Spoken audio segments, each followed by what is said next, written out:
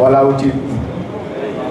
আমরা অনেকেই আবু সাঈদ, মুগ্ধ বা ওয়াসিমদের প্রতি শ্রদ্ধা জানাবো, অবশ্যই জানাবো, কিন্তু এই ক্যাম্পাসে কোনো কর্মসূচি, কোনো অনুষ্ঠান করতে হলে যে মানুষটির কথা সবার আগে মনে করা উচিত, তিনি হচ্ছে মরহুম রুহুল আমিন গাজী।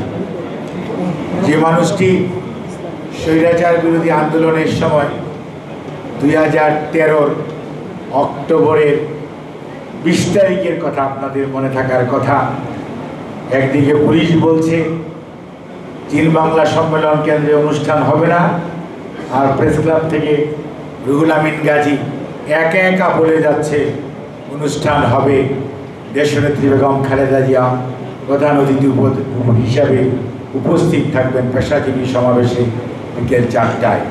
সেদিন কিন্তু অনুষ্ঠান হয়েছিল এবং ব্যাপক উপস্থিতিতে, আপনাদের ব্যাপক উপস্থিতিতে স্মরণকালে বৃহত্তম সমাবেশ সেদিন স্বৈরাচার আটকে রাখতে পারে নাই।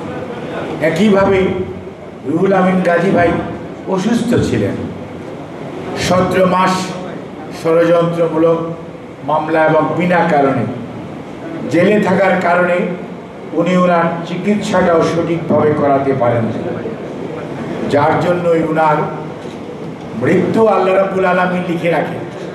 কিন্তু কিছু মৃত্যু আছে চিকিৎসা করা যায়, চিকিৎসা করলে দিন তারিখ হয়তো কিছুটা, যে একটা কথা আছে না, তকদির এবং তদবির, তকদিরে লেখা আছে, কিন্তু যদি ঠিকঠাক মতো আল্লাহকে ডাকা যায় তাহলে সেটা প্রলম্বিত হতো।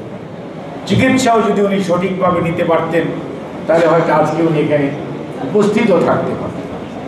সেই জন্যই আমি রুহুল আমিন গাজী ভাই অকুত ভয় সাংবাদিক, যার কথা আপনাদের স্মরণ করা উচিত। আর আপনারা বা আমরা সব সময়ই বলি 61 জন, 62 জন, 64 জন সাংবাদিক শাহাদাত বরণ করেছে, শহীদ হয়েছে বিগত 16 বছরে। আমি সাংবাদিক নেতৃবৃন্দকে অনুরোধ করব, এই দায়িত্বটি আপনারা নেন, এই সংখ্যাটাকে সঠিক করুন।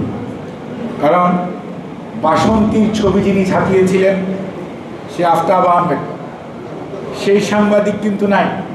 কেন নাই? কিভাবে হারিয়ে গেল? সাগর রুনির 118 বার চার্জশিট হওয়ার ডেট হয় আর পিছায়, কেন হচ্ছে না? এসব বিষয়ে কিন্তু আজকে অন্তর্বর্তীকালীন সরকারের সময় এখন তো আর কারো ঘাটে দোষ চাপানো যাবে।